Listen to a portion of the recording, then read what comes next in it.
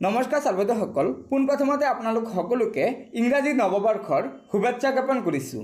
ছাৰ্বৈদসকল, ৰাজ্য তথা দেশৰ অংগনবাড়ী কৰ্মী সহায়িকাসকলৰ বাবে কেন্দ্ৰীয় চৰকাৰে জাৰি কৰিছে এটা কঠোৰ নিৰ্দেশনা, যিটো নিৰ্দেশনা ৰাজ্য তথা দেশৰ প্ৰতিজন অংগনবাড়ী কৰ্মী সহায়িকাসকলে মানি চলিব লাগিব।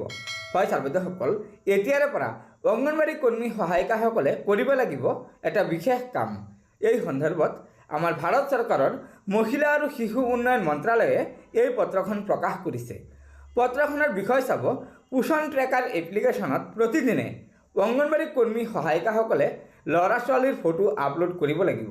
হয়, অংগনবাড়ী কেন্দ্ৰত যিসকল ল'ৰা ছোৱালী আহিব তেওঁলোকৰ ফটো অংগনবাড়ী কৰ্মীসকলে প্ৰতিদিনে পোষণ ট্ৰেকাৰ এপ্লিকেশ্যনত আপলোড কৰিব লাগিব। অৱশ্যে পোষণ ট্ৰেকাৰত অংগনবাড়ী কৰ্মীসকলে কেতিয়া ল'ৰা ছোৱালীৰ ফটো আপলোড কৰিব লাগিব তাৰ কোনো নিৰ্দিষ্ট সময় দিয়া নাই।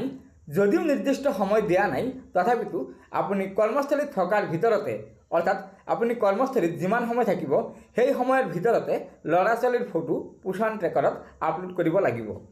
হয়, এই পত্ৰখনত 4টা পইণ্ট আছে আৰু একেবাৰে শেষৰ 4 নম্বৰ পইণ্টত আছে চাব, ইয়াত কৈছে যে আজিৰ পৰা অৰ্থাৎ 1/1/2024 পৰা যিকোনো প্ৰকাৰে পোষণ ট্ৰেকাৰত ল'ৰা ছোৱালীৰ ফটো অংগনবাড়ী কৰ্মীসকলে আপলোড কৰিব লাগিব।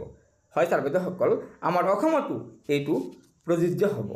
গতিকে ছাৰ্বৈদসকল, এয়া নিশ্চয় আমাৰ ৰাজ্যৰ অংগনবাড়ী কৰ্মী সহায়িকাসকলৰ বাবে এটা অত্যন্ত গুৰুত্বপূৰ্ণ খবৰ।